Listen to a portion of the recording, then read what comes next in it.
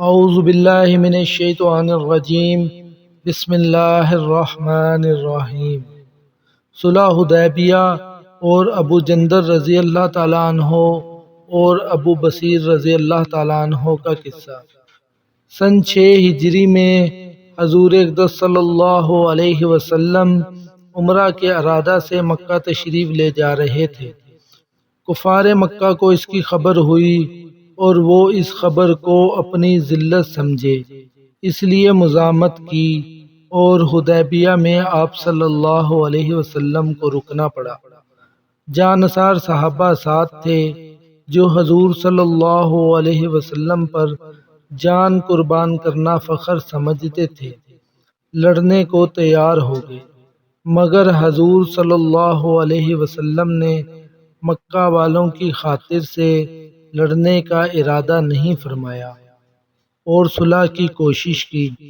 باوجود صحابہ کی لڑائی پر مستعدی اور بہادری کے، حضور اکرم صلی اللہ علیہ وسلم نے کفار کی اس قدر رعایت فرمائی کہ ان کی ہر شرط کو قبول فرما لیا۔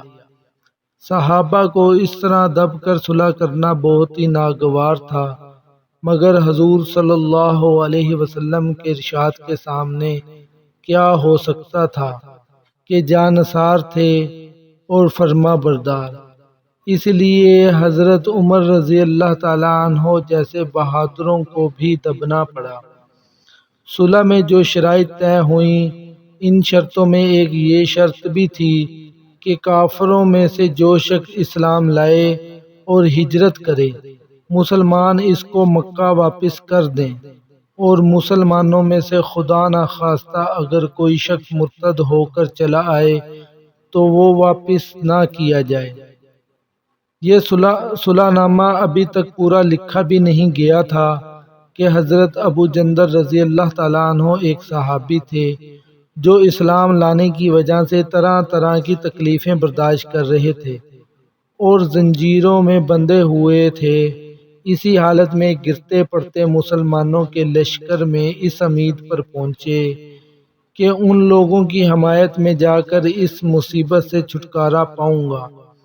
ان کے باپ سہیل نے، جو اس صلح نامے میں کفار کی طرف سے وکیل تھا، اس وقت تک مسلمان نہیں ہوئے تھے، فتح مکہ میں مسلمان ہوئے۔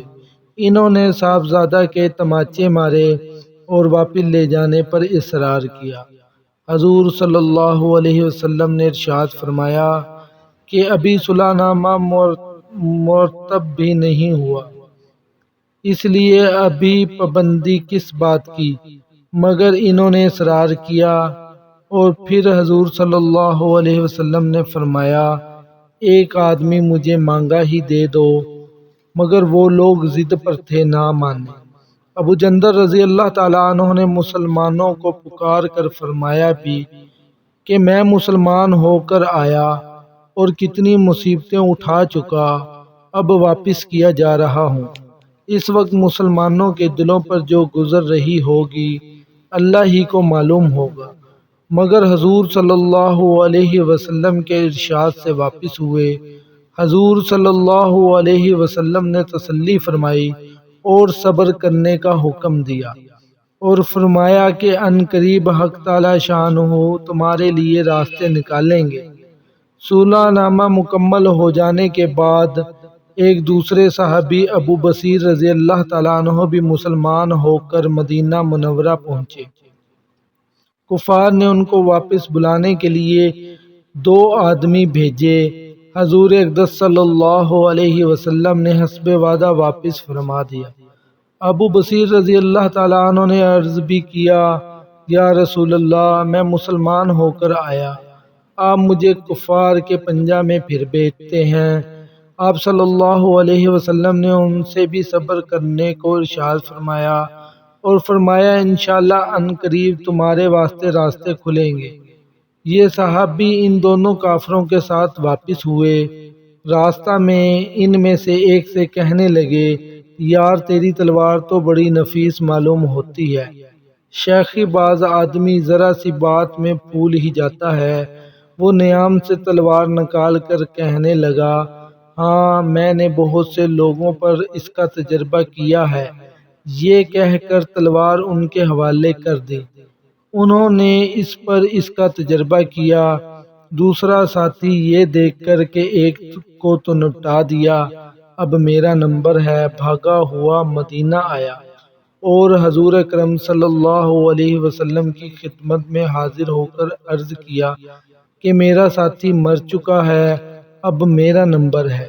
اس کے بعد ابو بصیر رضی اللہ تعالیٰ عنہ پہنچے اور عرض کیا، یا رسول اللہ، آپ نے اپنا وعدہ پورا فرما دیا، مجھے واپس کر دیا۔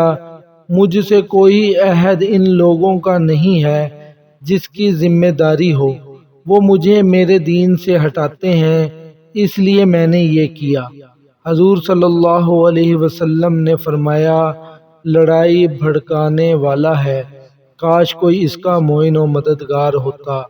وہ اس کلام سے سمجھ گئے کہ ابھی بھی اگر کوئی میری طلب میں آئے گا تو میں واپس کر دیا جاؤں گا، اس لیے